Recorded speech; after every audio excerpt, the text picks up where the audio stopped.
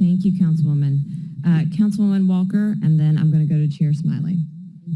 Thank you, Madam Chair. A few minutes ago, you said something about more time. Councilwoman Green, you said something about more time. So are we taking more time with this later, or? To give you a preview, which I don't want to step on Chairman Smiley, but Well, can I yield the floor to Chairman Smiley? Absolutely. Thank you. Thank you. So I enjoyed the dialogue. I'm gonna say it pretty much every meeting. I always enjoy a good argument. I think y'all know that by now. Here's where I'm with it. I wrestle similarly to Councilwoman White when it talks about how does this benefit, the folks who don't go to hotels, folks who are concerned about matter, folks who are concerned about potholes. And then ultimately where I land on it is, what happens if we don't take action?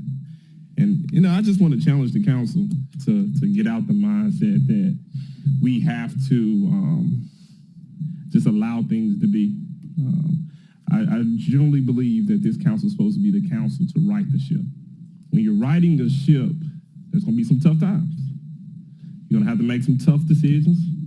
And y'all know me very well by now. I can care less. Sometimes I piss people off. Sometimes I make people happy. But at the end of the night, I can look in the mirror and say, you know what? I did what I think is best. So I think ultimately that's where this council is going to have to be. We're going to have to be the council to right the ship. There's going to be some tough votes that we're going to have to make. So I want you to think about that as I make a couple of motions. So if you pay attention, I think Chief Hyman passed out a new agenda. Because there are some questions that we need to ask, particularly in different spaces. So at 12:30, if you see the new agenda, we're going to have a working attorney-client meeting. So that happens at 12:30. And then I need to make a motion. I move that we have the rest of this conversation in executive after attorney-client. Can I get a second? A second. Can we do that without objection? All right. Well, so we've read all three. Come back. I forgot a question. That's the motion, but I do want to say this because I want the administration and all the partners affiliated with this project. Councilwoman Easter Thomas, and y'all know I don't always quote Councilwoman Easter Thomas, but when the doctor's right, the doctor's right. And she's not an honorary doctor either, so all right, I'm done being shady.